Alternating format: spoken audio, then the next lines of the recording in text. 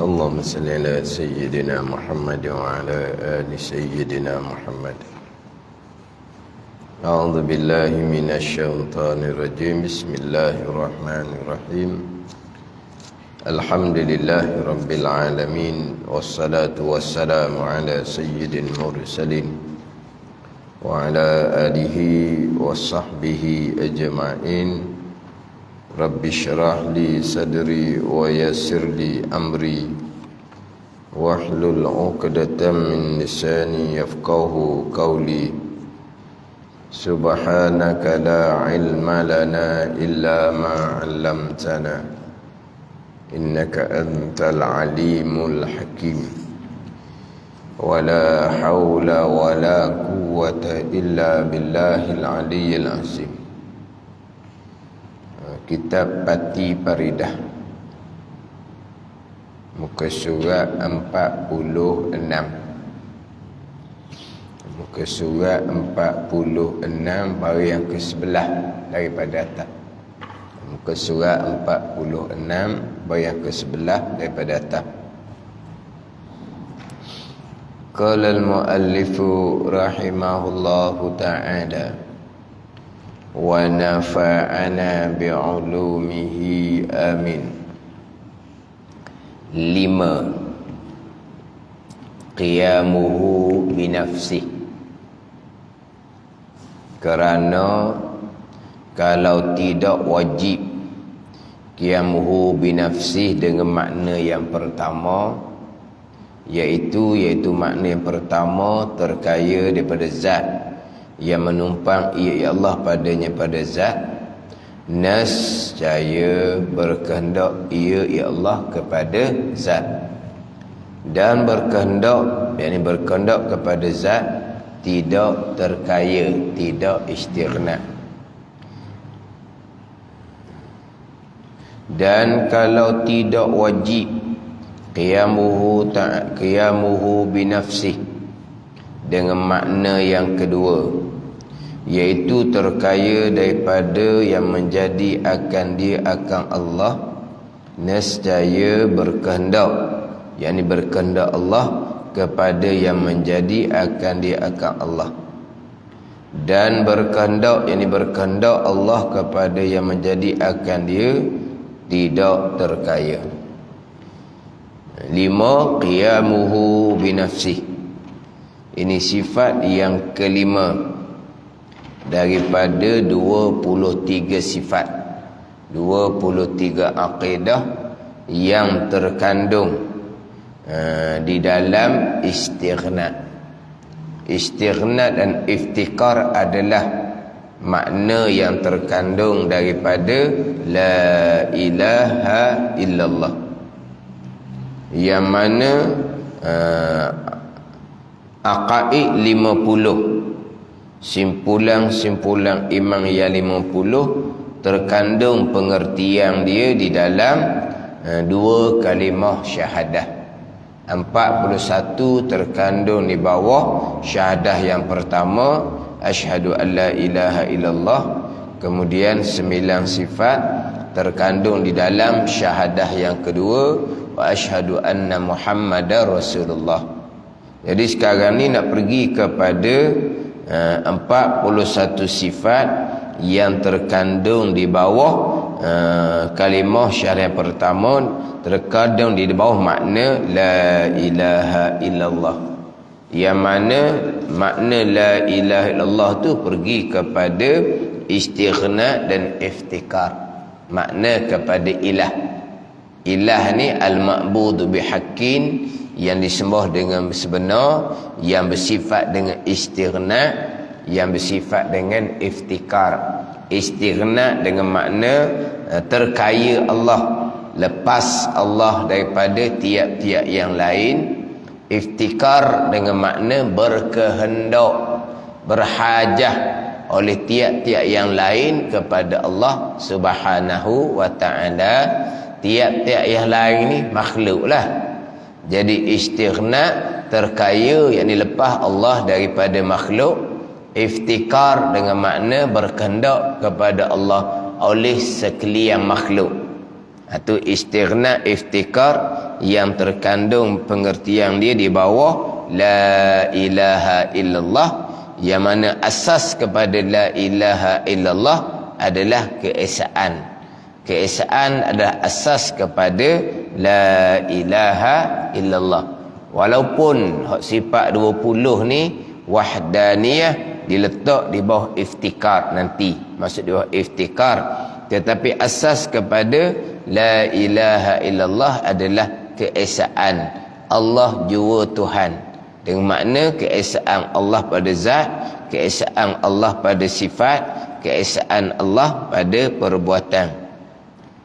Jadi sekarang ni nak masuk kepada hak sifat yang terkandung di bawah istighna, terkaya Allah daripada tiap-tiap yang lain, dengan makna lepas Allah, tidak berhajah Allah kepada tiap-tiap yang lain.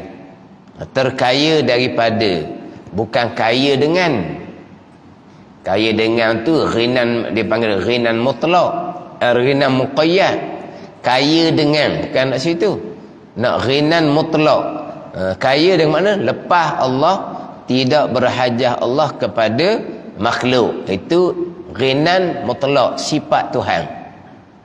Ghinan muqayyad ni kaya dengan, itu sifat yang baharu. Tapi kalau letak kepada Allah, majazi je lah.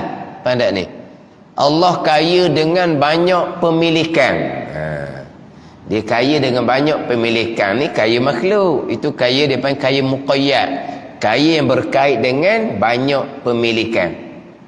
Jadi kalau istighna dengan makna kaya Allah dengan banyak pemilikan, contohnya bumi ni pemilikan Allah, langit pemilikan Allah, kaya Allah dengan langit dan bumi. Itu kaya dengan makna banyak pemilikan. Itu kaya, dia panggil ghinan muqayyad, berkait dengan banyak pemilikan.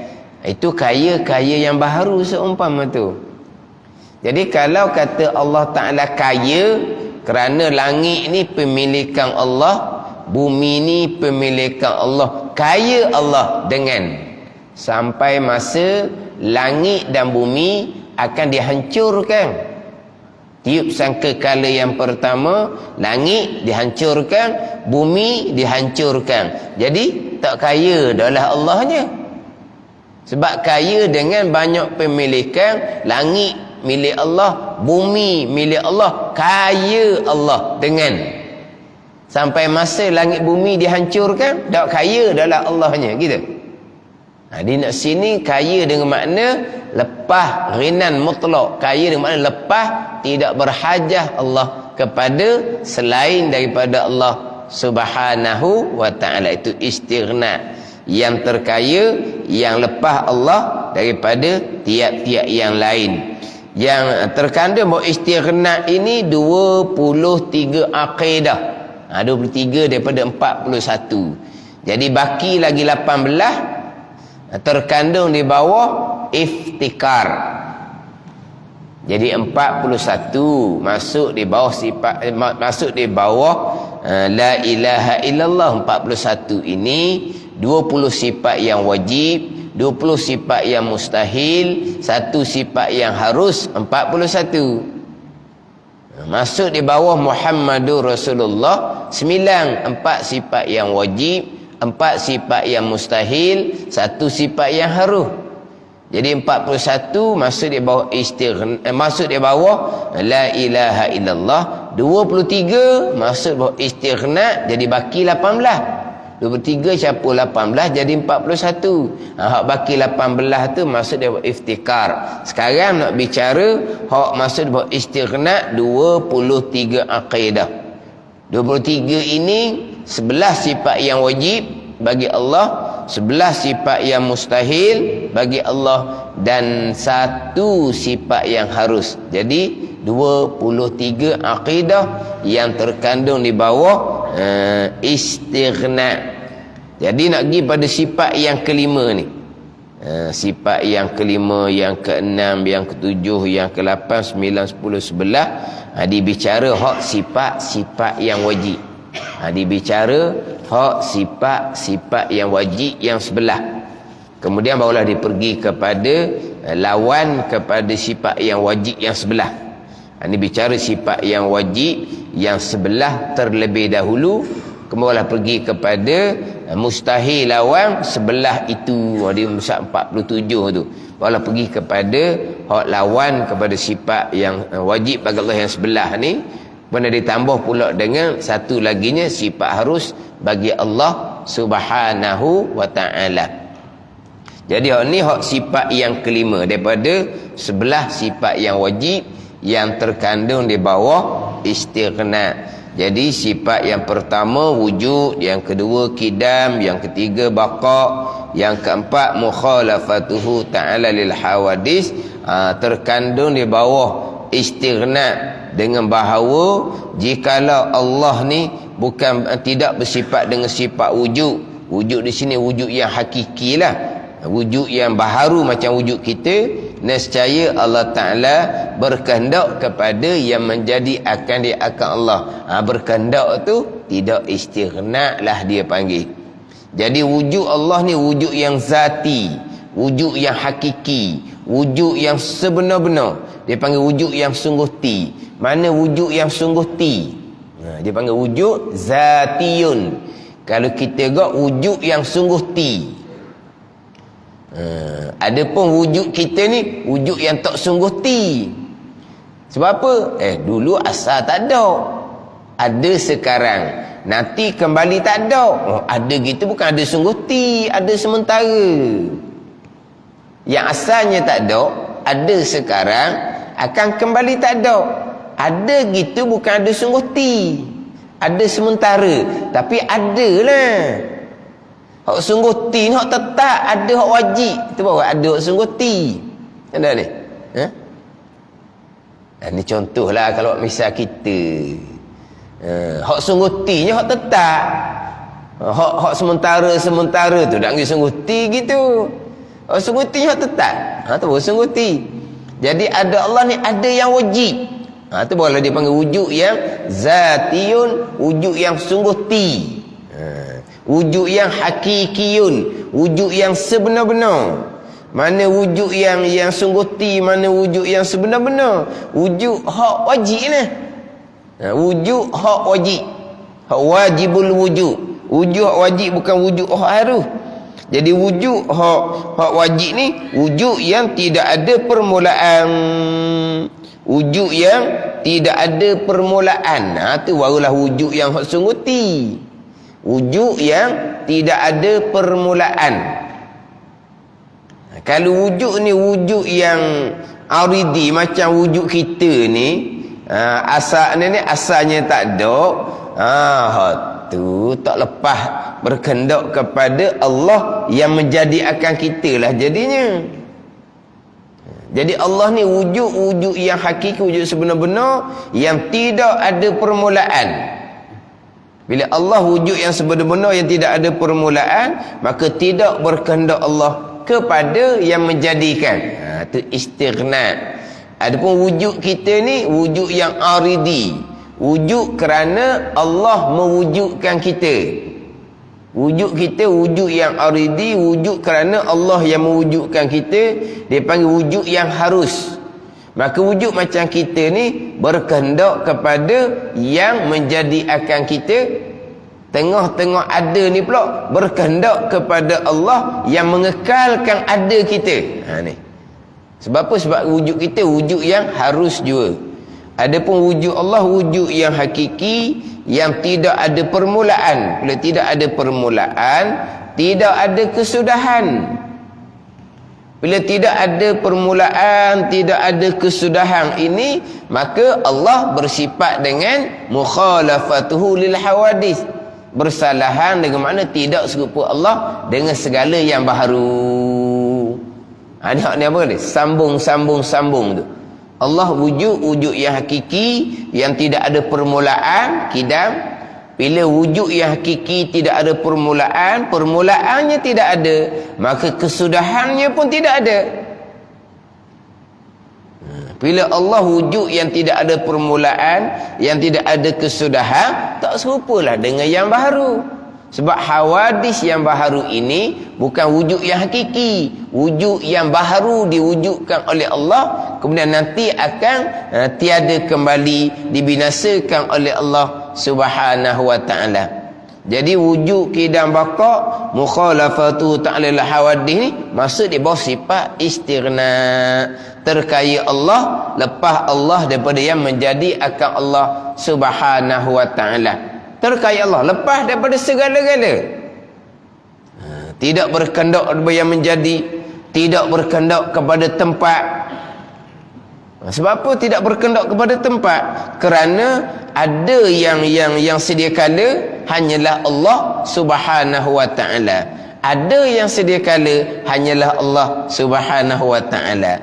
Kalau tempat itu adalah perkara yang lain daripada Allah. Jadi perkara yang lain daripada Allah semuanya baharu belaka. Yang sedia kala hanyalah Allah Subhanahu wa ta'ala. Jadi Allah yang sedia kala ni tidaklah berkendak kepada yang lain termasuk tempat. Sebab tempat tidak ada. Tempat tidak ada pada sedia kala. Sebelum Allah menjadikan sesuatu, yang ada hanyalah Allah Subhanahu wa ta'ala. Ini akidah kita lah. Sebagaimana dalam hadis Bukhari, kana Allah wa lam yakun syai'un ghairuh. Ada Allah Ta'ala dan tidak ada serta Allah sesuatu. Ini pegangan kita lah. Jadi sebelum Allah mengadakan sesuatu, tidak ada lah. Sesuatu tidak ada. Yang ada hanyalah Allah. Jadi sesuatu termasuk tempat. Tempat pun tidak ada. Allah tidak berkendak pada sesuatu. Allah tidak berkendak pada yang lain daripada Allah Subhanahu wa ta'ala. Termasuk yang lain itu tempat. Dan tempat ni, sesuatu ni pula pada sedia kalanya tidak ada. Jadi Allah tidak berkendak kepada tempat. Jadi Allah tidak berkendak pada tempat pada sedia kala. Tidak berkendak Allah, istighna Allah ni kekal selama-lamanya, tidak berubah sama sekali. Jadi pegangan kitanya, sebagaimana Allah sedia kala tidak berkendak kepada yang lain, termasuk tempat, sebab tempat belum lagi diadakan oleh Allah Subhanahu wa ta'ala. Selepas Allah jadikan sesuatu, selepas Allah jadikan makhluk bagi Allah, jadikan arash, jadikan langit, jadikan bumi, Allah Ta'ala istighna, terkaya, lepas daripada segala-gala, tidak berkendak pada segala-gala, termasuk tidak berkendak kepada tempat. Sebab Allah istighna, terkaya. Ayat-ayat mutasyabihah istiwa lal arsh, itu kita balik kepada huraian salaf, huraian khalaf, akidah ahli sunnah wal jamaah. Sebab kita maklumlah ayat-ayat yang kesamaran dengan tempat ni bukan hanya arash, bukan hanya langit. Ada ayat Allah berfirman, wa huwallahu fis samawati wa fil ard. Allah Subhanahu wa ta'ala di langit dan di bumi. Tengok, di bumi. Kalau pakai zahir kot, langit pun tempat bagi Allah, bumi pun tempat bagi Allah. Jadi banyak pula ayat-ayat lain kesamaran seolah-olahnya Allah duduk di bumi, Allah bersama. Wa huwa ma'akum ainama kuntum. Allah bersama dengan kamu di mana kamu berada. Bersama ni, kamu, kita ni berada di bumi. Jadi Allah pun berada di bumi. Kalau pakai zahir, itu mustahil sama sekali. Wa huwa aqrabu ilaihi min halil warid. Allah lebih hampir daripada orang mereh lagi. Allah hampir dengan kita. Orang mereh ni hampir dah ni, Allah hampir lagi. Jadi macam duduk dalam tekuk tau kalau pakai zahir. Sebab Allah Ta'ala lebih hampir, nak banding dengan hampirnya orang mereh dengan kita, Allah hampir lagi. Kalau pakai zahir, duduk mana Allah, duduk tekuk kita. Ini tak boleh pakai zahir lah. Sebab ayat yang kesamaran dengan tempat ni bukan hanya istiwa lal arsh, tapi pegangan kitanya sebagaimana Allah sedia kala, begitulah Allah kekal, tidak berubah. Sedia kala Allah tidak berkehendak pada tempat, sebab yang ada hanyalah Allah, selain Allah termasuk tempat tidak ada. Sedia kala seumpama tu Allah kekal, terkaya, tidak berkehendak pada tempat, kekal selama-lamanya. Arash adalah marbub kepada Allah. Wa huwa Rabbul Arsyil Azim. Allah Ta'ala adalah Rabb, Tuan kepada arash yang agung. Arash adalah di bawah pemilikan Allah Subhanahu wa Ta'ala. Allah Tuan, Allah yang memiliki arash. Bukan arash tu tempat bagi Allah Subhanahu wa Ta'ala. Arash adalah marbub kepada Allah. Allah Rabbul Arsyil Azim. Atau akidah kitanya. Mana? Alhamdulillahi Rabbil Alamin. Segala puja bagi Allah. Allah Rabb bagi sekalian alam. Alam termasuk arash. Alam termasuk arash. Jadi alam sekalian termasuk arash adalah marbub kepada Allah, yang dimiliki, yang direntah, yang diatur oleh Allah Subhanahu wa Ta'ala, bukan tempat bagi Allah Subhanahu wa Ta'ala. Sebab tu tutup guru, apakah dalil Allah tidak bertempat atas arash? Dalilnya Alhamdulillahi Rabbil Alamin. Di situ katanya, apakah dalil Allah Ta'ala tidak bertempat atas arash? Dibaca ayat Alhamdulillahi Rabbil Alamin. Segala puji bagi Allah. Allah Rabb, Allah Tuan bagi sekalian alam. Semua yang ada ni adalah marbub kepada Allah, yang dimiliki, direntah oleh Allah, termasuk arash. Jadi arash bukan tempat bagi Allah, tapi di bawah pemilikan Allah Subhanahu wa Ta'ala. Itu suratul Fatihah. Ayat lebih terangnya wa huwa Rabbul Arsyil Azim. Itu lebih terang. Allah adalah Rabb, Tuan kepada arash yang agung. Arash ini bukan tempat kepada Allah Subhanahu wa Ta'ala. Allah bersifat dengan sifat istighna, terkaya Allah daripada tiap-tiap yang lain. Allah yang adanya sedia kala, yang adanya kekal, yang adanya tidak serupa dengan segala yang baharu. Maka segala yang baharu berkendak kepada Allah, berkendak kepada tempat. Contohnya Allah Ta'ala terkaya, lepas tidak berkendak kepada yang lain. Ini hak wujud, kidam, baqa, mukhalafatuhu ta'ala lil hawadis. Dia yang kelima ni. Yang kelima, qiyamuhu binafsih. Jadi qiyamuhu binafsih ni, dia kena balik kepada makna qiyamuhu binafsih yang terdahulu. Sebab dia akan pecah dua di sini. Dia pecah dua. Qiyamuhu binafsih ni kerana. Jadi yang terkandung di bawah istighna 23 sifat ni, yang terkandung wujud, kidam, baqa, mukhalafatu lil hawadih. Kerana Allah ni tidak berkendak kepada yang mengada-akan Allah. Jadi terkandung di bawah la ilaha illallah ni qiyamuhu binafsih. Kenapa kau qiyamuhu binafsih? Terkandung pengertian dia di bawah istighna. Kerana ni digi pada dua kerana. Digi pada dua kerana. Sebab apa? Sebab makna kepada qiyamuhu binafsih keluar dua makna. Makna qiyamuhu ta'ala binafsih keluar dua makna. Jadi qiyamuhu ta'ala binafsih terkandung di dalam sifat istighna. Kenapa kau qiyamuhu binafsih? Terkandung pengertian dia di bawah istighna. Kerana dua kerana. Sebab makna qiyamuhu ta'ala binafsih ada dua makna. Kita bicara sifat 20 ni, selain daripada kaunuhu yang terkadang kita hafal sahaja, tapi kita tak berapa nak faham molek. Termasuk juga qiyamuhu binafsih. Qiyamuhu nafsih pun di antara hak sifat 20 yang mana kita ngapal sangat-sangat, tapi kalau tanya makna dia betul benar tak berapa nak luluh. Kalaulah kita kaunuhu tu kita hanya hafal, kita tak faham dia punya maksud yang sebenar, dan kita tidak berpegang secara tafsil hak kaunuhu ni, tak apalah, kita pakai jalanan Imam Asy'ari, jalanan yang rajih, yang kuat dalil. Yang wajib atas kita mengetahui dan berpegang secara tafsir 13 je, wujud sampai ke kalam. Jadi kaunuhu kita tak reti, tak apalah. Tapi qiyamuhu ta'ala binafsih ni hak masuk dalam 13 sifat. Qiyamuhu binafsih terkandung termasuk di dalam 13 sifat.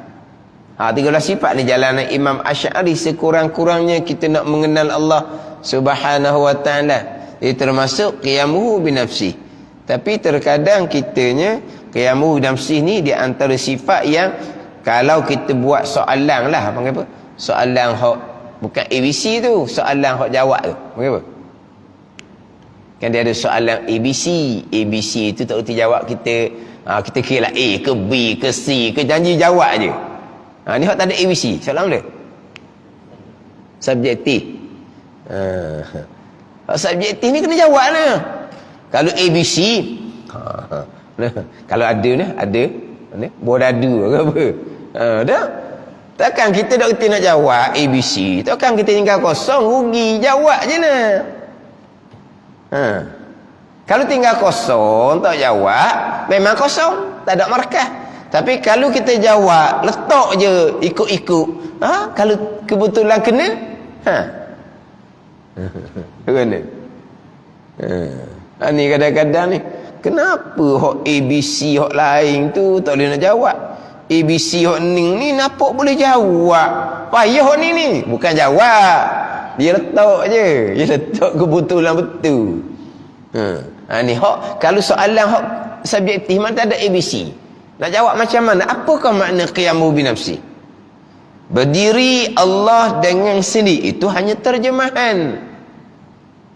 Hanya terjemahan daripada bahasa Arab. Qiyamuhu berdirinya berdiri Allah binafsihi dengan sendiri. Apa makna berdiri sendiri? Allah Ta'ala bangun, tak payah kau tolong akak. Gitu.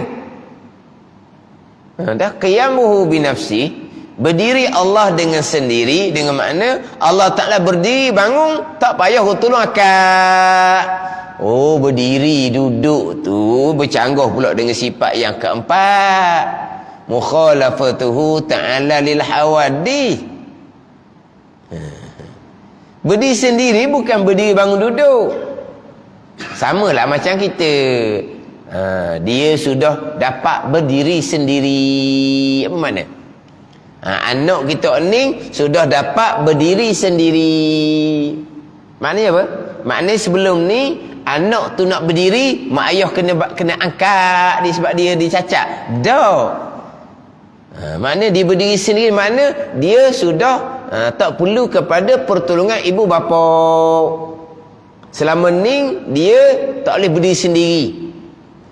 Dia kena selama ni dia berdiri atas kaki mak ayah. Bukan berdiri atas kaki mak ayah dia berdiri atas kaki mak ayah, bukan. Maknanya dia perlu kepada pertolongan ibu bapa dia.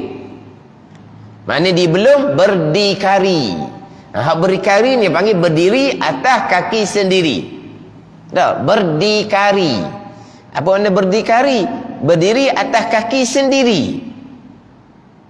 Berdiri atas kaki sendiri. Sebelum ni berdiri atas kaki orang ke? Bukan maksud dia gitu. Maknanya berdiri atas kaki sendiri, berdiri sendiri dengan makna tidak berkehendak kepada ibu bapa menolong. Itu contoh. Makna kita pun bercakap berdiri sendiri ni bukan makna berdiri bangun duduk.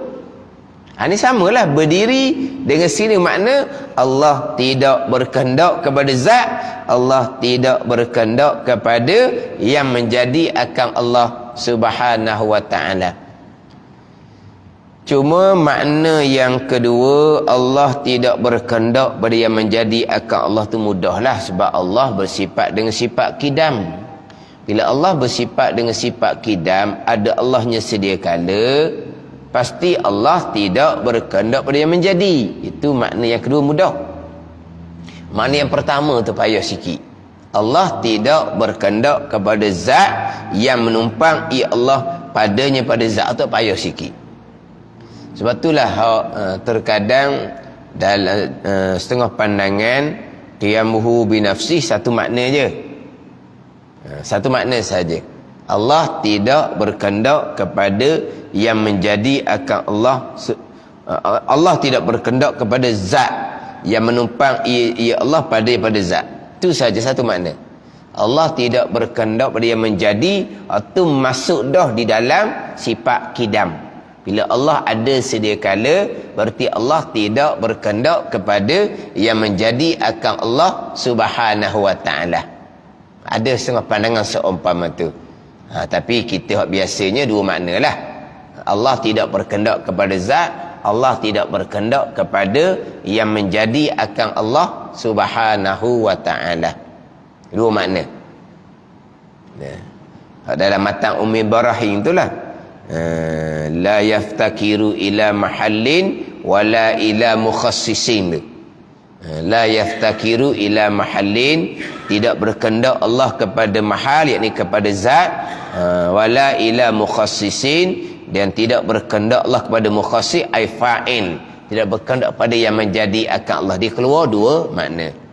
Tapi makna yang kedua, tidak berkehendak Allah kepada yang menjadi akan Allah, atau mudah sebab dia sudah masuk pengertian dia di bawah sifat kidam.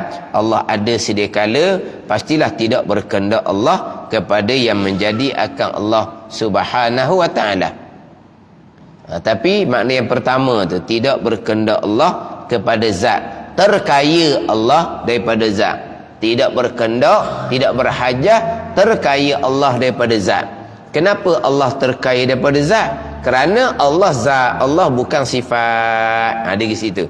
Kerana Allah zat, Allah bukan sifat. Yang berkehendak kepada zat adalah sifat. Allah bukan sifat, Allah adalah zat yang bersifat dengan sifat kesempurnaan. Hak ni hak bicara hak qiyamuhu binafsi. Di muka surat berapa? Di muka surat 14 tu. Jadi satunya zat, satunya sifat. Allah zat yang wajib ada, yang bersifat dengan sifat kesempurnaan. Allah az-zat al-wajibul wujud. Allah zat yang wajib ada, yang bersifat dengan sifat kesempurnaan. Sifat kesempurnaan tu berdiri di zat Allah Ta'ala, ada di zat Allah Subhanahu wa Ta'ala. Pada ni sifat kesempurnaan berdiri di zat Allah Subhanahu wa Ta'ala. Taklah kata sifat Allah berkehendak kepada zat Allah. Berkehendak tu jahat adab. Tak kata gitu. Kalau sifat kita boleh katalah. Mana? Sifat kudrah, tenaga yang di tubuh kita ni, sifat kudrah berkehendak kepada zat tubuh kita. Tu boleh kata berkehendak lah. Pandai ni. Jadi sifat kudrah, tenaga ni berkehendak kepada zat tubuh kita. Adapun sifat Allah, tidak boleh katalah sifat Allah berkehendak pada zat Allah, dipanggil jahat adab. Sebab berkehendak ni betul maksud dia, tapi jahat adab, tak boleh kata gitu. Lepas tu sifat-sifat Allah berdiri ada di zat Allah Subhanahu wa taala. Jadi zat berdiri ada di zat Allah. Adapun zat tidak berdiri, tidak berada, tidak berkehendak kepada zat yang lain. Termasuk zat kita. Zat kita, adakah zat kita berkehendak pada zat yang lain? Adakah zat kita berkehendak pada zat yang lain? Tidak berkehendak. Di zat-zat ni maqama binafsi, perkara yang berdiri sendiri dipanggil zat. Maqama bi ghairi, perkara yang berdiri di yang lain itu dia panggil sifat. Sifat mesti berada di zat. Adapun zat tidak berkehendak pada zat yang lain. Sifat manis berkehendak kepada zat gula. Sifat masing berkehendak kepada zat garam. Jadi sifat berkehendak kepada zat. Adapun zat, termasuk zat kita pun, zat yang baharu tidak berkehendak pada zat yang lain. Cuma oleh kerana zat kita ni zat yang berjisim, yang berbentuk, zat kita ni perlu kepada ruang kosong. Tu je lah. Kalau ruang tu padat dah, dalam dinding, dalam tiang, tak boleh masuklah kitanya. Sebab jisim kita jisim yang kasif, jisim yang kasar. Adapun jisim malaikah, jisim yang latif, jisim yang halus, jisim yang rua. Mana tempat-tempat yang sudah padat, jisim malaikah boleh pergi. Kalau tidak, kalau jisim malaikah macam jisim kita juga, jisim yang kasih, tempat yang padat tak boleh nak pergi, boleh larilah daripada malaikat Israel, duduk dalam dinding molek, dalam bersemi molek, besi molek, kunci. Israel tak boleh masuk tak. Malaikat jisim yang latif, jisim yang halus, jisim yang rua. Makna walaupun tempat tu padat, malaikat boleh pergi mari. Kita jisim yang kasih dengan jisim yang kasar. Mana tak boleh nak pergi ke tempat yang sudah padat. Jangan duk cerita kartun tu. Cerita kartun ni, lari boleh tembus walaupun dinding, walaupun pintu pun. Tu cerita kartun. Jadi oleh kerana jisim kita jisim yang kasih, yang besar, yang kasar seumpama ni, kita perlu berhajat kepada ruang yang kosong. Itu sahaja. Zat kita nak duduk bumi, zat kita nak duduk bumi bukan zat kita berhajat kepada bumi, tapi tarikan graviti. Ada ni, tarikan graviti yang menyebabkan kitanya duduk di bumi. Kau kan orang ngaji sains? Tarikan graviti lah. Naik ke atas, terlepas dari tarikan graviti, maka tak ada lah ke bumi je, dia terapung dah lah. Mana zat kita pun tidak berkendak kepada zat yang lain. Yang berkendak pada zat adalah sifat. Sifat kudrah, tenaga, berkendak kepada duduk di zat tubuh kita. Itu contoh dia. Cerita tarikan graviti itu cerita asbab lah, pegangan kita Tuhan belaka. Ada ni, dah boleh ke cerita tarikan graviti? Ceritalah, sebab tarikan graviti itu makhluk Allah. Ada ni, naik ala katah terlepas dari tarikan graviti, itu cerita asbab, tak ada salah apa tu. Cerita sains itu cerita kejadian Allah Subhanahu wa taala. Sains hanya mengkaji akan kejadian Allah Subhanahu wa taala. Cuma sains kita orang Islam bertambah kuat keimanan kita kepada Allah. Sains orang kafir ni, dia nak lari daripada Tuhan. Dia nak kaji alam ni, dia nak lari daripada Tuhan. Kita sains orang beriman ni, kaji alam, dia akan pergi kepada Tuhan Rabbil Alamin. Bertambah kuat keyakinan kita kepada Allah Subhanahu wa taala. Mana sebut tarikan graviti tak ada salah apa, itu hanya cerita asbab juga. Jadi zat tidak berkendak pada zat yang lain. Allah Subhanahu wa taala bukan sifat. Kudrah bukan Tuhan. Iradah bukan Tuhan. Kudrah, iradah, sifat yang ada di zat Tuhan. Dia gitu. Dan Tuhan ni zat yang wajib ada, yang bersifat dengan sifat kesempurnaan. Apabila Tuhan asma namanya Allah adalah zat, maka Tuhan yang asma namanya Allah tidak berkendak pada zat yang lain. Sebab yang berkendak pada zat untuk menumpang adalah sifat. Allah Ta'ala bukan sifat. Allah Ta'ala zat yang bersifat dengan sifat kesempurnaan. Sifat kesempurnaan itulah yang berdiri, yang ada di zat Allah Subhanahu wa Ta'ala. Jadi zat Allah tidak berkendak pada zat yang lain. Itu makna qiyamuhu ta'ala binafsih yang pertama. La yaftakiru ila mahallin, tidak berkendak Allah kepada mahal, yakni kepada zat. Sebab apa? Sebab Allah zat, tidak berkendak kepada zat yang lain. Satu makna lagi, tidak berkendak kepada mukhassis, kepada mujid, kepada yang menjadikan akan Allah Subhanahu wa taala. Jadi qiyamuhu binafsih ni terkandung di bawah sifat istighna kerana. Sebab dia ada dua makna. Jadi kerana pun didatangkan dua kerana. Qiyamuhu binafsih, hak terkandung di dalam istighna, terkaya Allah daripada yang lain ni. Kenapa qiyamuhu binafsih terkandung di bawah istighna? Kerana kalau tidak wajib qiyamuhu binafsih dengan makna yang pertama. Mana makna yang pertama? Iaitu makna yang pertama, terkaya daripada zat, yang menumpang ia zat padanya, yang menumpang ia Allah padanya pada zat. Itu makna yang pertama, terkaya. Kalau Allah tidak terkaya, nescaya berkehendak ia ya Allah kepada zat. Ini mustahil sama sekali. Kalau Allah berkehendak pada zat, berarti Allah bukan zat, Allah adalah sifat. Itu mustahil. Sebab Allah Ta'ala bukan sifat. Kudrah bukan Allah, iradah bukan Allah. Kudrah, iradah, sifat yang ada di zat Allah. Jadi kalau Allah berkehendak kepada zat, berarti Allah adalah sifat. Itu mustahil sama sekali.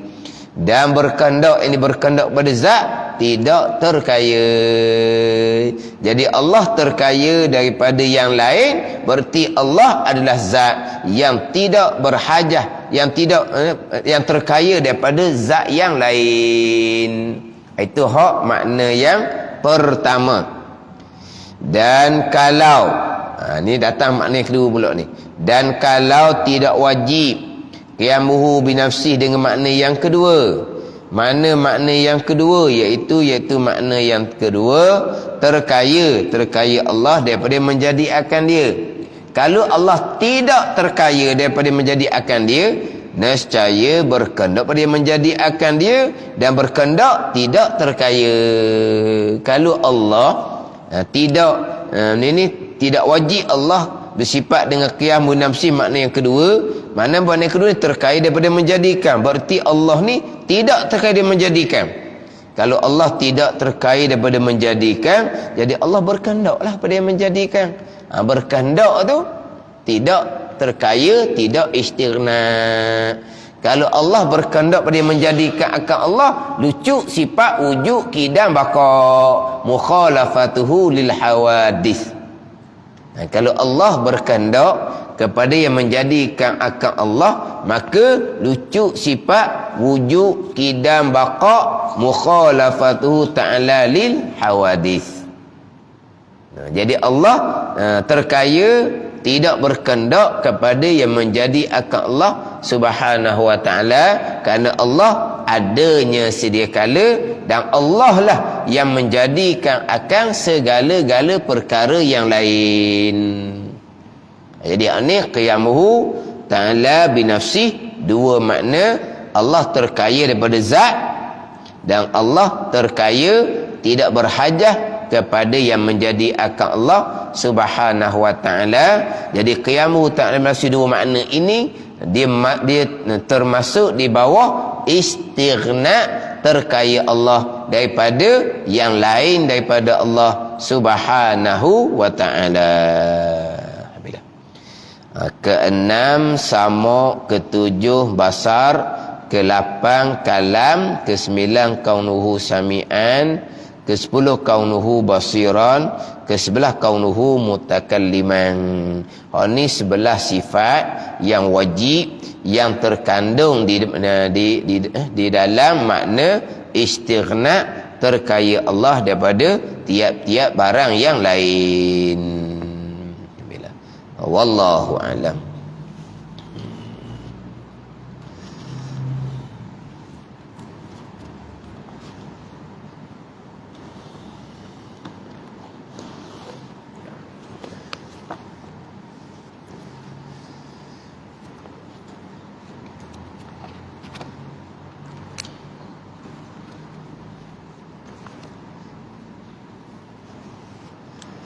Ini kitab Hidayatus Salikin. Hidayatus Salikin, kalau hak nipi muka surat 12. Hak nipi muka surat 12, hak tebal muka surat 28. Surat 12 hak nipi ni baris yang ke-8, baris ke-8 daripada bawah. Baris yang ke-8 daripada bawah. Qala al-muallifu rahimahullahu ta'ala wa nafa'ana bi'ulumihi amin.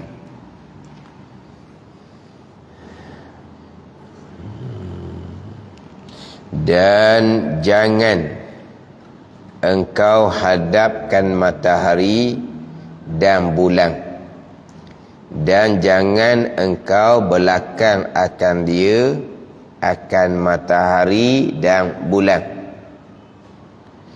dan jangan engkau hadap kiblah, dan jangan engkau belakang akan dia akan kiblah.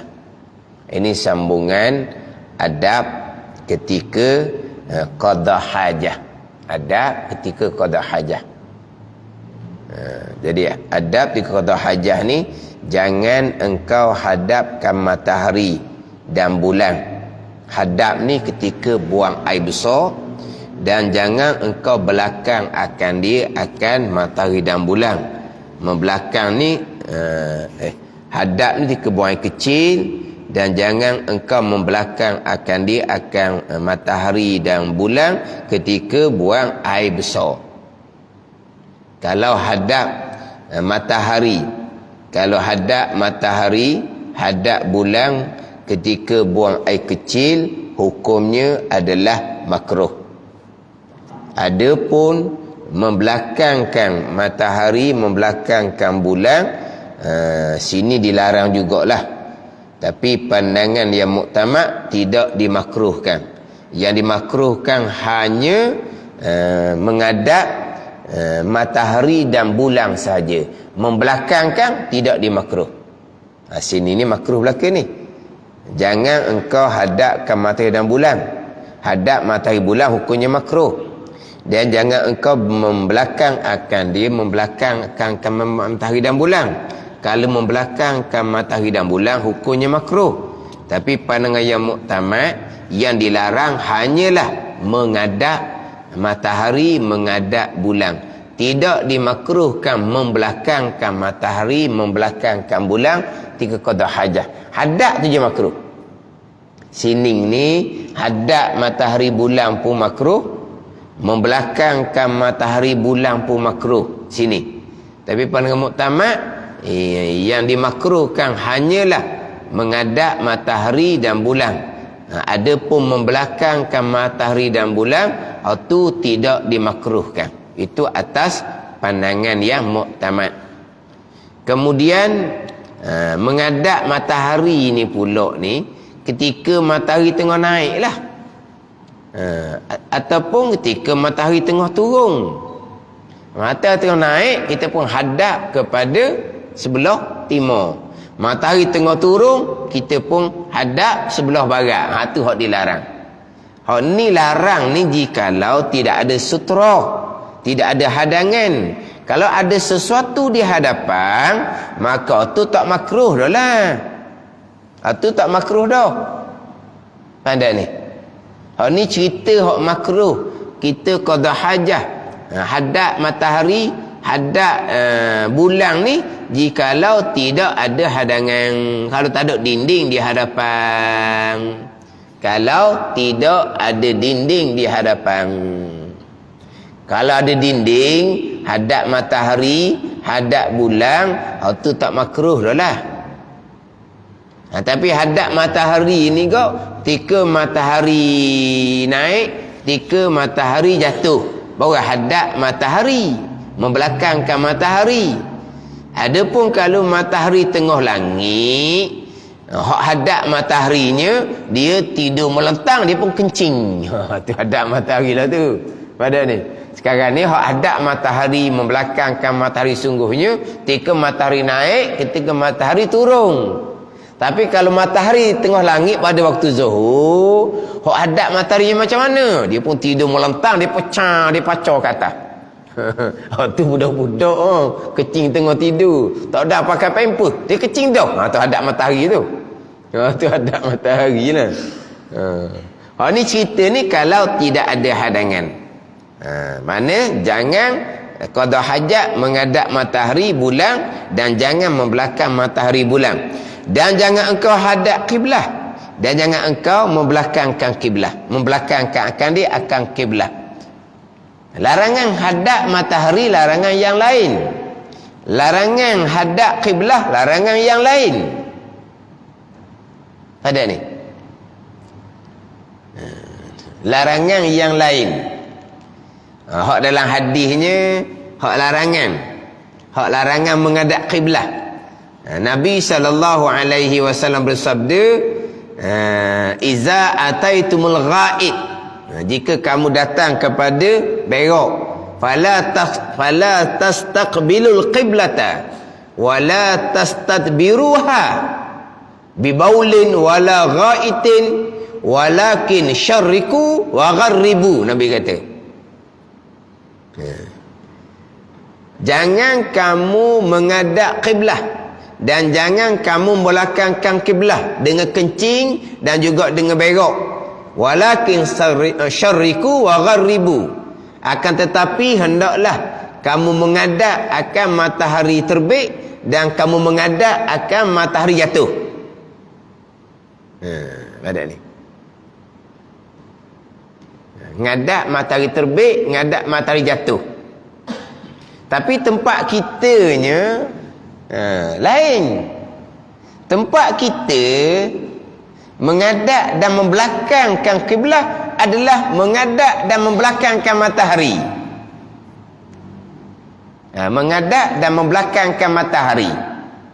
Faham tak ni?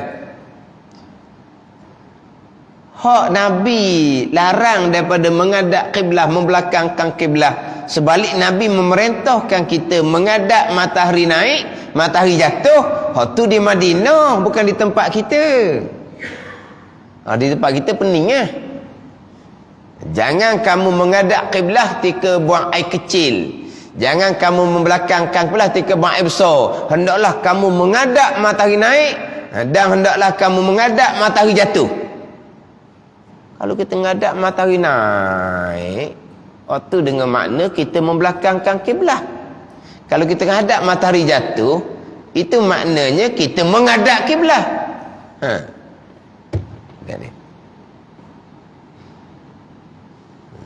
Jadi tempat kita ni menghadap kiblat, membelakangkan kiblat, itulah menghadap matahari dan membelakangkan matahari.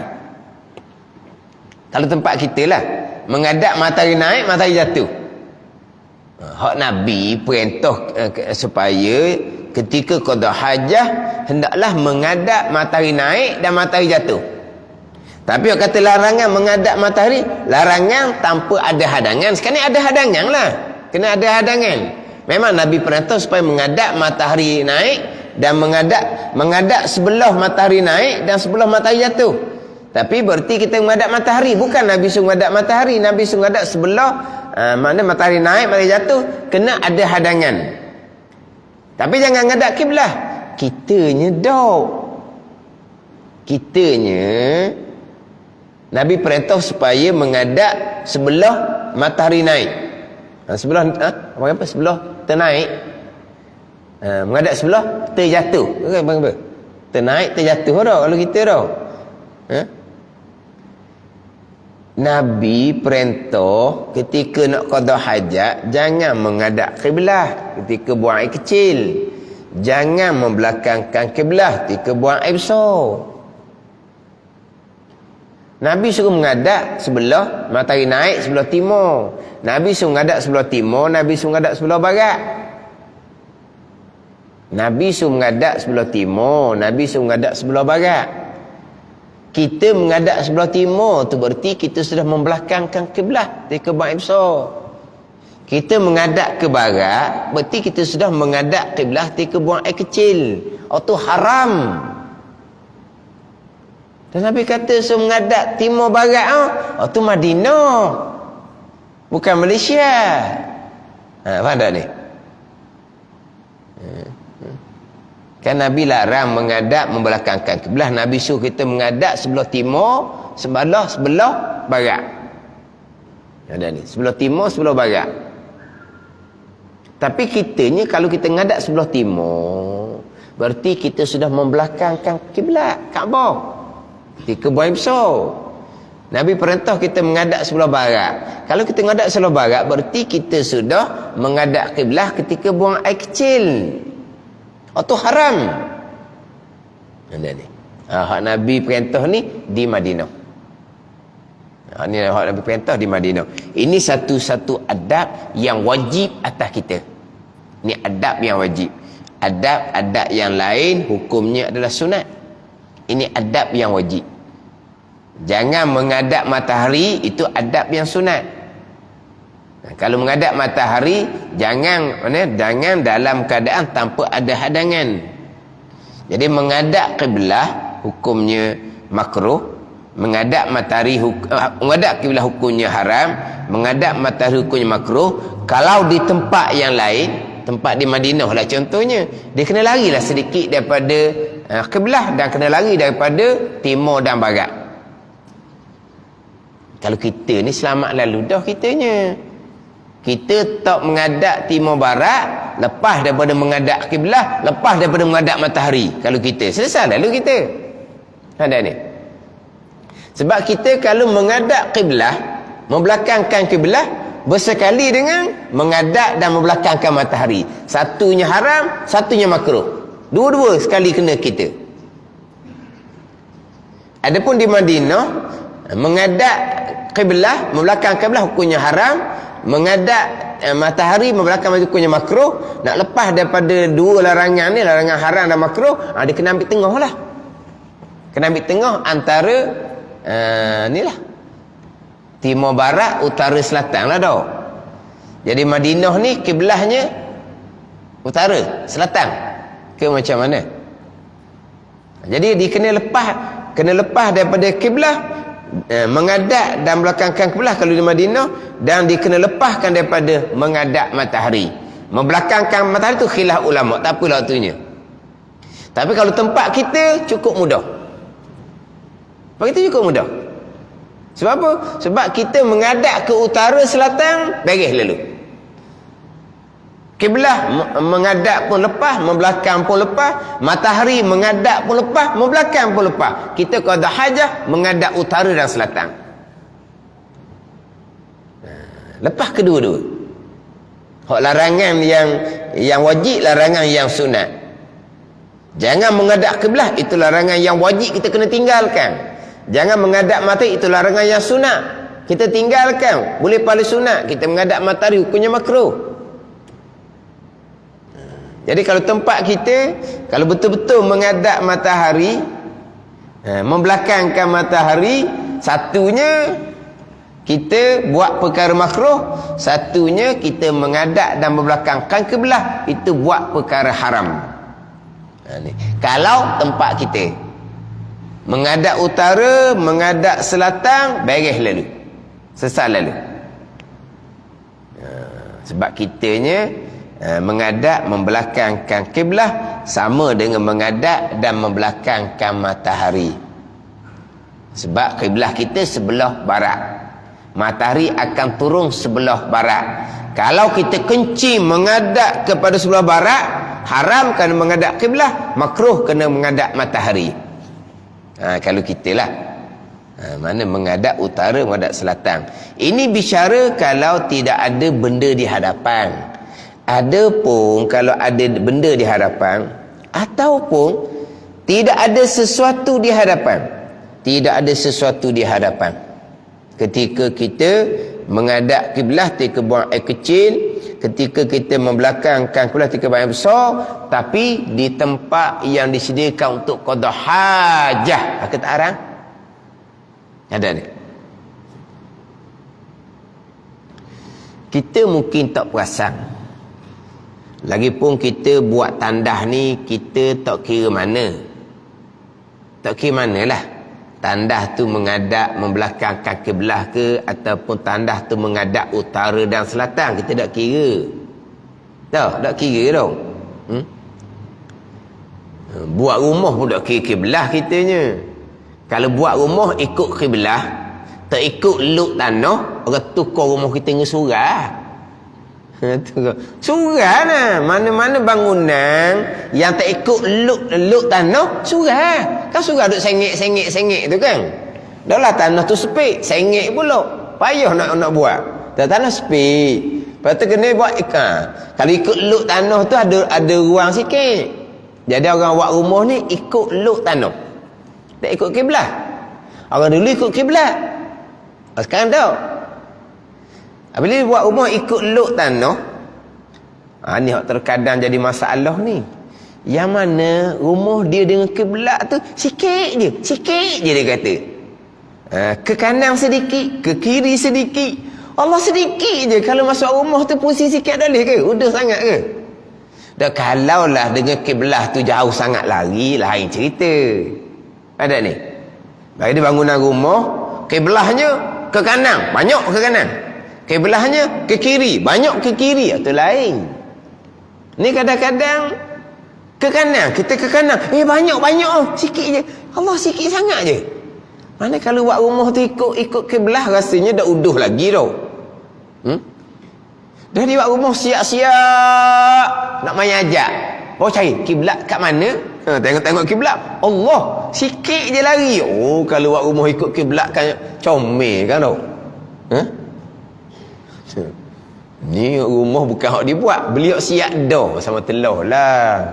Dan kalau hak buat sungguh pun dah tengok kiblat.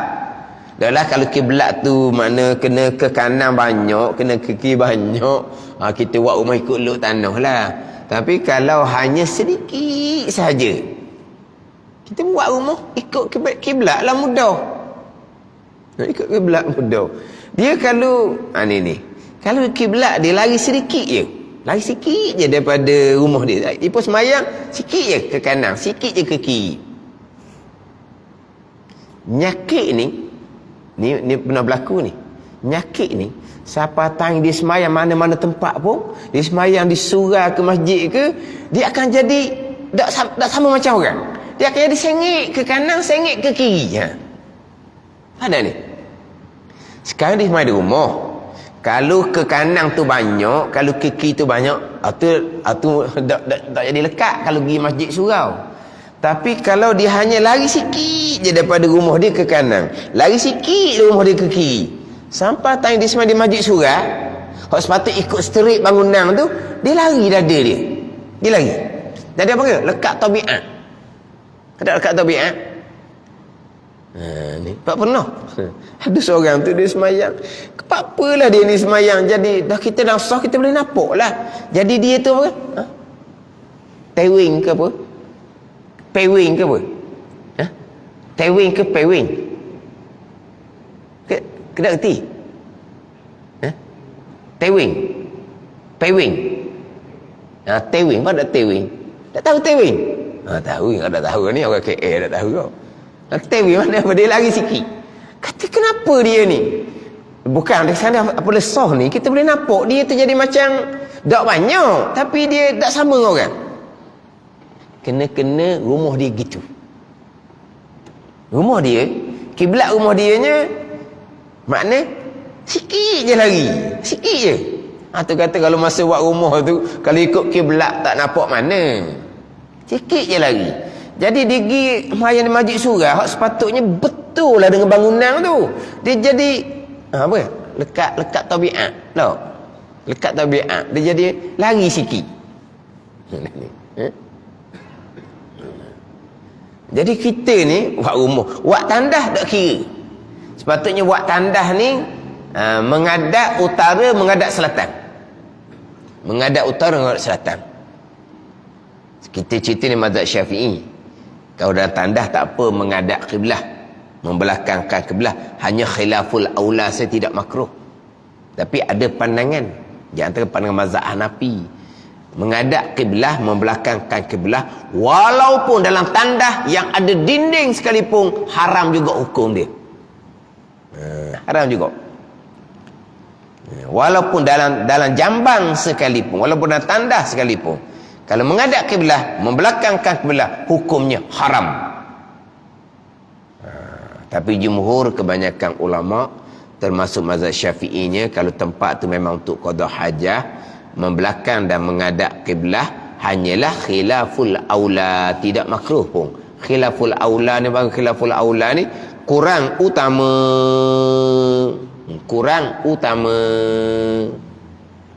Jadi nak comelnya buatlah tandah menghadap utara, menghadap selatan. Tapi takut tak boleh buat lah tau. Sebab dia nak letak di penjuru yang betul tau. Tu tak tahulah. Tak apalah. Sebab kita mazhab Syafi'i. Cuma nak sebut di sini, Hak masalah menghadap kiblah, membelakangkan kiblah. Kalau tempat tu memang disediakan untuk qada hajah, maka menghadap kiblah, membelakangkan kiblah. Menghadap kiblah tika buang air kecil, membelakangkan kiblah tika buang air besar. Walaupun tidak ada dinding di hadapan, hukumnya tidak lagi diharamkan. Kalau tempat tu untuk qada hajah. Yang saya biasa buat contoh sebelum ni, contohnya buat gerai tepi sungai. Buat gerai tepi sungai tu untuk qada hajah. Mungkinlah mula-mula gerai tu dia adalah bubuh guni ke apa sebagai dinding. Tapi gerai tepi sungai tu di kebun dia yang memang tak ada orang yang lalu lalang di situ. Sampai masa guni tu hujan panas, hacur lebur guni tu. Maka tak ada dah guni. Dia pun qada hajah atas gerai, tempat yang disediakan untuk qada hajah, hukum jambang tandas, walaupun tak ada dinding sekalipun, dia menghadap kiblah, dia membelakangkan kiblah, sudah tidak haram. Sebab itu tempat untuk qada hajah. Itu tempat untuk qada hajah. Pada ni. Itu tempat untuk qada hajah. Yang mana menghadap kiblah, membelakangkan kiblah, syarat kena ada sesuatu hadangan di hadapan. Itu macam padang, macam patah. Bukan tempat untuk qada hajah. Barulah menghadap kiblah, membelakangkan kiblah, syarat kena ada sesuatu antara kita dengan kiblah. Syarat ada, wajib kena ada sesuatu. Sesuatu tu sesuatu benda yang sekurang-kurangnya 2/3 hasta ketinggian benda tu. Kemudian antara kita dengan benda yang di hadapan kita, antara kita dengan kiblah tu jangan melebihi jarak 3 hasta. Kita kencing menghadap pokok, tapi kita dengan pokok tu jangan sampai ke lebih dari 3 hasta. Lebih 3 hasta tak kira dah. Dia kena jangan melebihi 3 hasta. Kemudian benda tu pula sekurang-kurangnya 2/3 hasta. Ni sehasta 2/3 sekurang-kurangnya. Tapi 2/3 hasta ni kita kena ingat pula, 2/3 hasta ni jikalau kita kencing duduk. Jikalau kita kencing duduk. Kalau kita kencing berdiri, 2/3 hasta tu tidak memada, haram lagi kita menghadap kiblah. Jadi kira-kiranya kita kencing tu, benda di depan ni maknanya terlindung kemaluan kita dengan kiblah. Baru lepas. Maknanya kalau kita kencing berdiri, barang tu kena sampai pinggang kita, barulah kita menghadap kiblah, tidak diharamkan. Jangan pula letak benda depan 2/3 hasta. Tiba-tiba dia kencing berdiri, tetap haram. Sebab dia tu kiblat. Tu ada barang depan 2/3 hasta. 2/3 hasta barang hak sekurang-kurang tinggi barang tu kalau kita kencing duduk, bukan kencing berdiri. Ada ni. Tapi hak ni bukan di tempat yang disediakan untuk qada hajah, sama ada umpama padang ataupun umpama patah. Itu bukan tempat untuk qada hajah. Maka menghadap kiblah, membelakangkan kiblah, syarat mesti kena ada sesuatu di hadapan antara kita dengan kiblah. Sesuatu tu sekurang-kurang 2/3 hasta. Sesuatu tu pula jarak dengan kitanya di qada hajah jangan melebihi 3 hasta. Jangan melebihi 3 hasta. Tapi ingat baiklah tadi 2/3 hasta jikalau kencing duduk. Jikalau kencing duduk, kalau kencing berdiri, kena barang yang lebih tinggi lah. Kena barang yang lebih tinggi. Makna biar tutup lah sampai kepada pusat kita. Kalau kita berdiri, kena tutup antara pusat kita sampai ke kaki. Sebab nak memelihara kita daripada menghadap kiblah. Dia gini, dia kalau kata kencing tu berdiri, kencing berdiri ni hukum makruh, melainkan kerana ada hajah dia akan cerita dia bawa. Kalau kencing berdiri, dia kena ada benda di hadapan tu, menutupi antara pusat dia sampai ke kaki. Ada ni. Walaupun sebenarnya aurah dia pusat dengan lutut je. Ada ni. Aurah dia pusat dengan lutut. Tapi kalau dia kencing berdiri menghadap kiblat, dia kena sesuatu tu daripada parah pusat kita sampai ke latah. Barulah tidak diharamkan. Kalau ada benda di hadapan tapi benda tu mana tinggi ni parah pusat kita, tapi bawah tu dia ada setakat tu je bawah. Tak dapat latah. Pandai ni. Tak dapat kaki, tak dapat latah. Hukumnya haram lagi. Sekarang benda tu 2/3 hasta, 2/3 hasta tinggi tu, kalau kencing duduk. Kalau kencing berdiri, benda yang ada di hadapan kita tu, benda yang ada di hadapan kita tu biar duduk parah pusat kita. Parah pusat ni biar sampai ke kedua kaki kita, tutup pakai kaki. Tapi kalau benda depan tu parah pusat, tapi dinding tu hanya ada sampai ke parah lutut. Kalau kira aurah sudah tertutup, aurah antara pusat dan lutut. Sekalipun masa lagi diharamkan, sebab dia kena tutup sampai ke kaki. Ada ni. Kalau menghadap dan membelakangkan kiblat. Pada situ. Hak jambang, hak tempat dikira untuk qada kita akan bicara semula. Hak ni bicara tempat yang bukan untuk qada hajah. Di padang, di patah, atau bukan tempat untuk qada hajah. Ada. Kalau bukan tempat untuk qada hajah. Jadi kalau menghadap kiblat, belakang kiblat, dia kena ada barang yang tinggi 2/3 hasta. Bukan 2/3 hasta, 2/3 hasta. Kemudian kalau dia kencing berdiri, barang tu biarlah sesuatu di hadapan dia mesti duduk di parah pusat sampai ke kaki, biar sepenuhnya gitu. Barulah tidak diharamkan menghadap kiblat ketika buang air kecil, membelakangkan kiblat ketika buang air besar. Kemudian kitanya tak ada dah qada hajah padangnya, tak ada dah qada hajah patahnya. Kalau suruh nak pergi rumah orang, nak qada hajah, masuk dalam hutang lah. Tuan rumah tu kata dok berok lah. Dok berok. Dah masuk hutang. Rasa macam ada orang hitam je, tak ada orang hitam dalam hutang, tak ada orang. Dok berok jawapan dia. Dia bukan kata masuk hutang.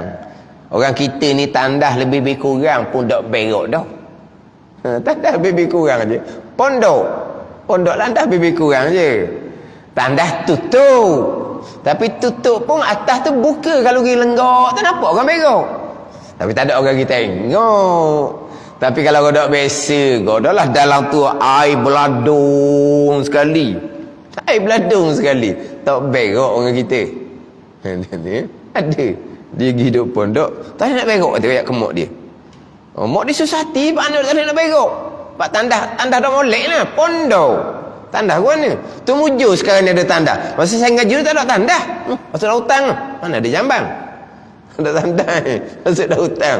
Malam-malam takut nak masuk, pandai-pandai. Lepas tu gandeng dalam hutang tu. Ada ni. Berok dalam purung ke apa pun, lepas tu gandeng lah ke dalam tu. Esok gaduh-gaduh, kita pijak pula. Gitu je lah. Pijak pun, kita juga. Ada apanya. Allah pijak tahi. Pelik apa pijak tahi? Dan perut tu pernah tahi. Allah. Pijak tahi dia ke susah. Duk pikul tahi selama kening. Pikul tak sedar ke kita pikul tahi? Comel macam mana tuan pun, pikul tahi belakang. Allah, setakat pijak tahi pun susah dah. Pasuhlah kaki, bayar apanya. Tak boleh. Kalau gaduh-gaduh masuk dalam hutang tu memang pijak lah. Dia kata dah gitu. Dulu mana ada. Sekarang ni mujurlah ada tandah. Tapi tandah gitulah. Gitu dah selesai. Orang Malaysia ni tandah dia duduk rumah hok sedap-sedap, rumah hok comel-comel, dak berok lah. Banyak gemuk. Kata tak sedar using lah. Dah nak saya dak berok. Tak sedar using lah, dia berok lah kayak gini. Pada ni. Kan nak tunggu sebulan nak balik berok rumah. Tunggu lah sebulan kalau boleh. Ada ni. Dia kecing tu berok ni tak susah lah. Dia akan kok mana pun. Dia kena hunggagi juganya. Jadi mak tak boleh. Mak kita tengok anak pulopak naik kereta balik lalu. Jangan kita tengok kata. Biar dia tak boleh berok pun. Dah macam mana tak boleh berok? Allah, dia berok lah nanti. Susah apa buat berok. Dah dia gitulah. Pitu pun pitu yang bukan boleh kuci-kuci pun. Pitu akak-akak gitu je. Gitu. Orang nak masuk dia ketuk-ketuk. Kita pun ketuk-ketuk balas. Ada orang dalam. Sudahlah. Orang tak biasa nak berok sungguh. Kena ni bibi kurang je. tak comel lah.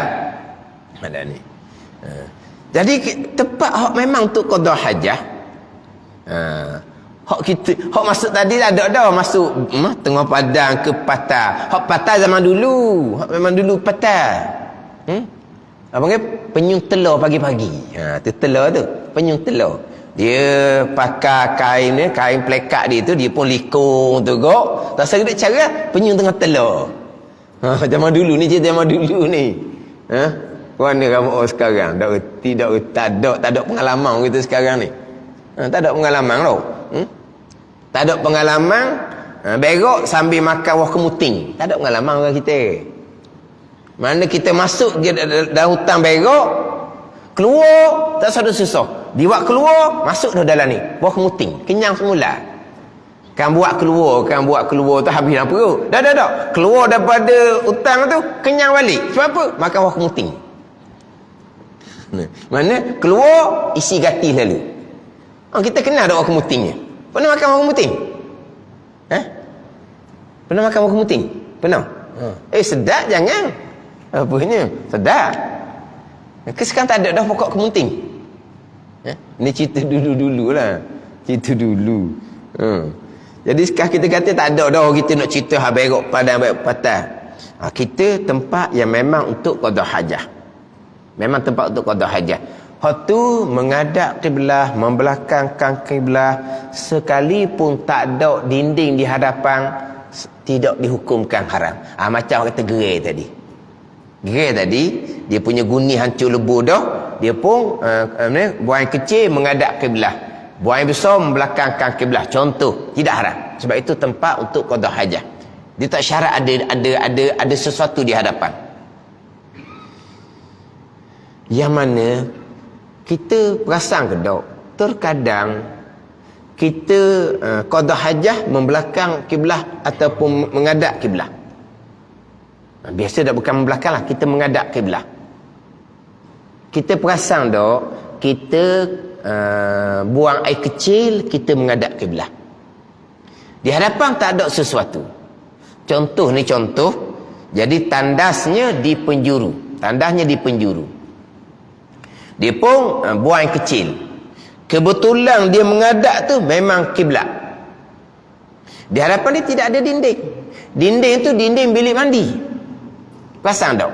Antara qada hajah dianya dengan dinding tu memang lebih dari 3 hasta. Lebih dari 3 hasta. Macam mana kira tu?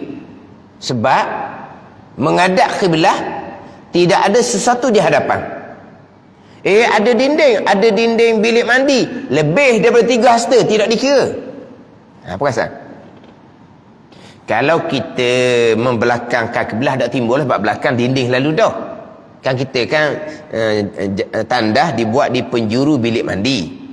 Jadi sebelah belakang tu terus kepada dinding, tak ada apa lah belakang tu. Kalau sebelah belakang tu kiblah pun tak ada kena-guna lah pada ni. Tapi kalau kiblah sebelah hadapan, bukan kiblah sebelah belakang. Kalau kiblah sebelah belakang, maknanya sudah ada dinding. Sebab kita belakang kita dengan dinding tu rapat kan? Pada ni. Jadi kalau kebetulan kiblah sebelah hadapan, maknanya di penjuru, di hadapan tu ada dinding bilik mandi. Tapi antara kita dengan dinding bilik mandi itu lebih daripada 3 hasta. Macam mana? Tak haram, sebab itu memang disediakan untuk qada hajah. Sama macam kata gerai tadi. Memang disediakan untuk qada hajah.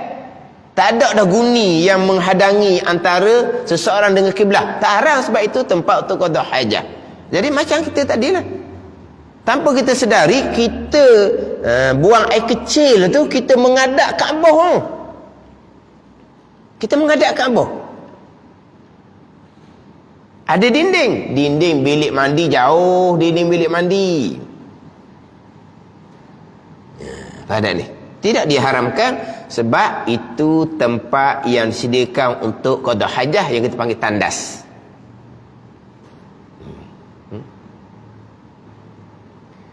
Terkadang tandas masjid. Tandas masjid ni dia kita masuk tu dia tidak terus tandas, dia ada ruang kosong di hadapan. Pada ni panjang, dia buat panjang. Mana terkadang kita tu buang kecil tu kebetulan dibuat tu menghadap kiblat. Menghadap kiblat.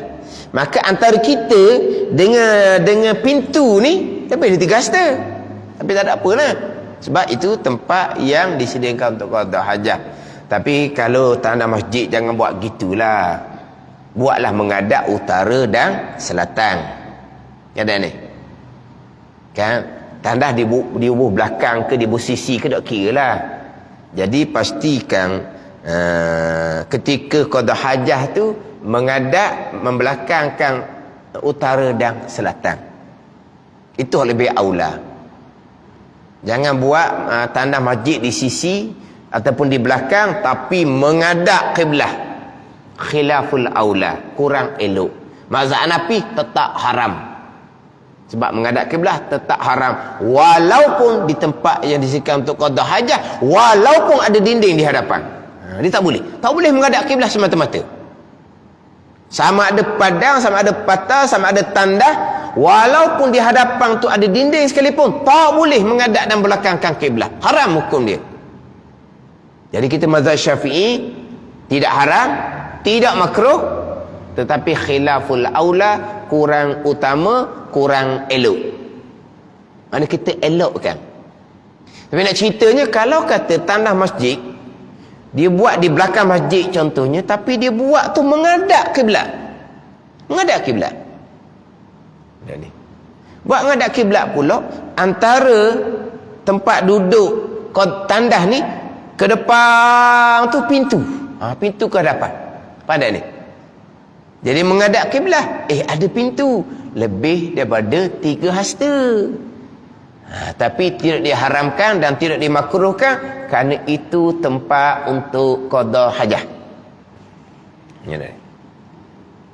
Sebab tu kata tempat untuk qada hajah tak syarat dinding, tak syarat pintu. Al-makanu mu'addu li qada'il hajah. Itu tandas. Wa illam yakun fi bunyani dalam kitab Bujarimi. Tandas ni tempat yang disediakan untuk qada hajah sekalipun bukan dalam binaan. Tak ada dinding, tak ada pintu, tak ada atap pun, tandaslah nama dia. Tandaslah nama dia. Sehingga kan hukum tandas. Ni. Masa saya kata tak ada tandas kena berok dah hutang tu. Tapi kita ni orang Malaysia ni adalah sikit. Tak sama. Masa ngaji di Naratiwat. Pesen kita masuk dalam hutan ni bawa cok. Bawa cok. Tak masuk kosong gitu, bawa cok. Akhir kemudian tu orang pakat bawa cok belaka. Apa bawa cok selamat. Nanti kita akan pijak sendiri. Bawa cok, kita gali dalam. Kalau gali dalam. Mana ni? Kita qada hajah, kita tutup separuh. Maknanya lain kali kita masuk dalam hutan tak payah cok dah. Sebab tempat tu masih lagi tak penuh lagi. Tak penuh lagi lah. Faham ni? Lain kali kita akan datang balik ke lubang yang sama. Tak payah cok dah. Lepas tu kita qada hajah, kita pun tutup dengan tanah. Jadi lubang seumpama itu bukan rupa tandas mana. Lah gali lubang. Pada ni. Bukan rupa tandas. Gali lubang ni nak pasang tiang pun mungkin gali lubang. Tapi oleh kerana kita qasad untuk azam untuk kembali balik kepada tempat tu, walaupun hai'ah tempat tu bukan macam tandas pun, cuma gali lubang aje. Mana hai'ah dia punya cara tu. Adapun kalau tandas sungguh ni ada dah nampak cara dia. Pada ni. Hak ni tak ada ni, hanya gali lubang sahaja. Tak ada pun macam rupa tu rupa tandas. Cuma cari gali lubang.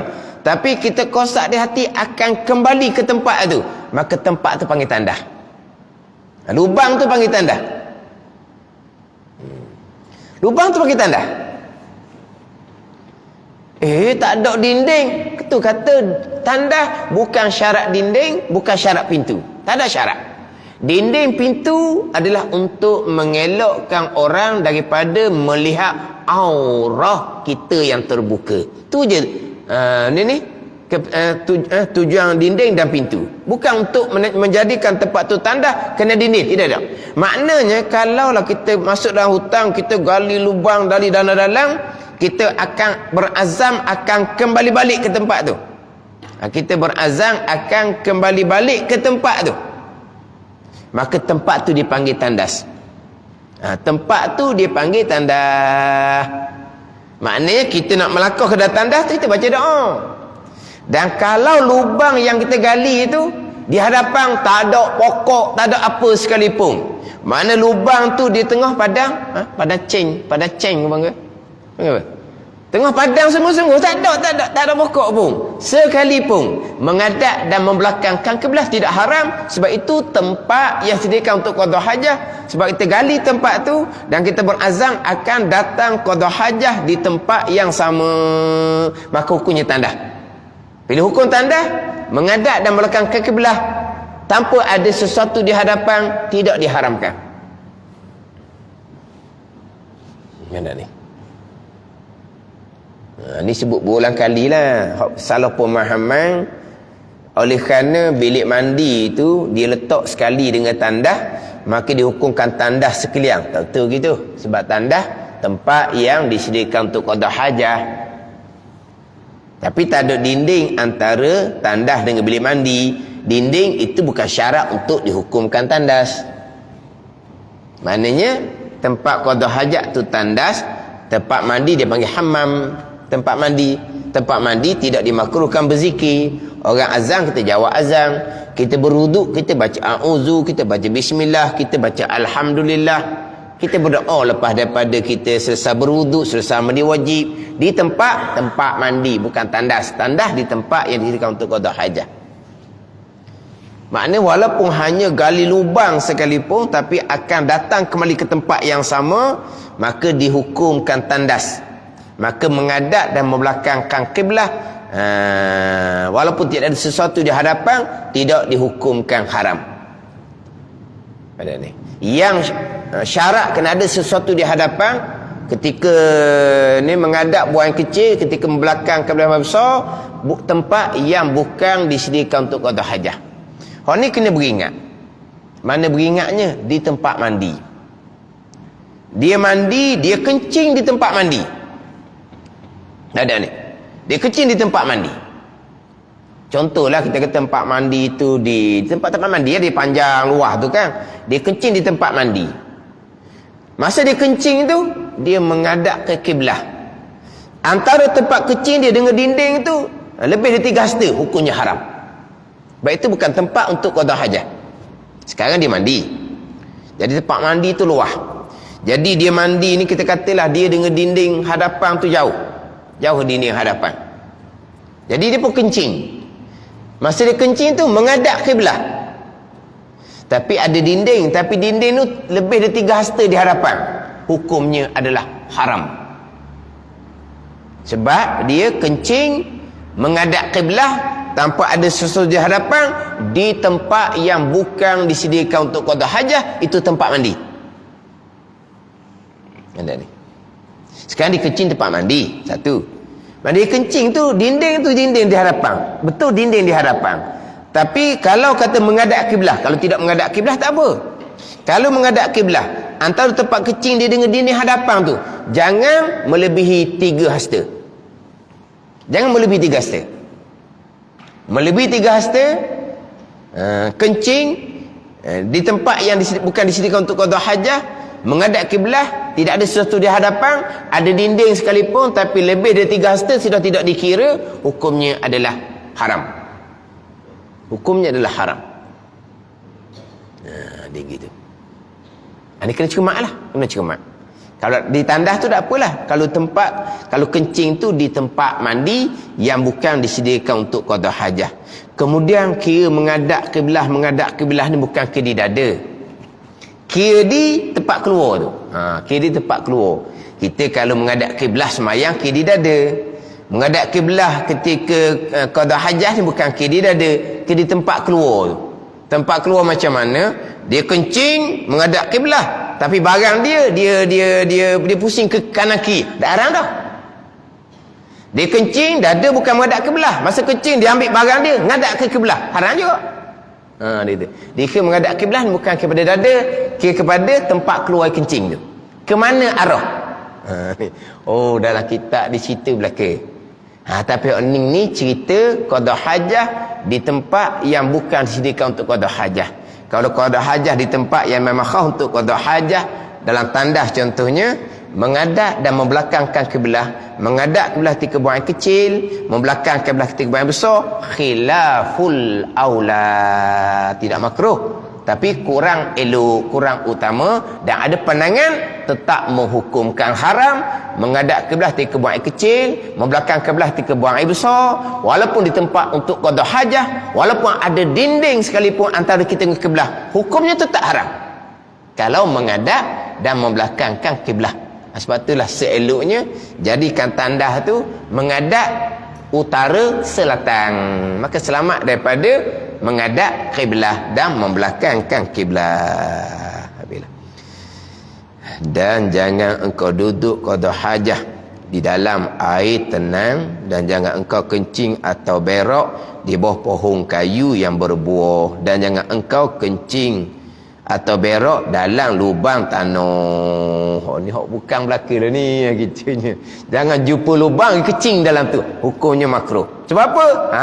Dalam tu kadang-kadang ada makhluk halus. Terkadang ada makhluk hok nampak ada kala jengking kena ketik sengak situ pergi hospital, susahlahnya bawa tu. Ada ni. Jangan jumpa bumi merekah. Elok kencing berak dalam tu. Hukumnya adalah makruh. Sebab terkadang ada makhluk yang kita tak nampak, terkadang ada makhluk yang kita nampak yang boleh menjadikan mudarat ke atas diri kita. Tapi mudarat atau mudarat itu semua datang daripada Allah Subhanahu wa taala. Wallahu a'lam. Bismillahirrahmanirrahim. Alhamdulillahirabbil alamin.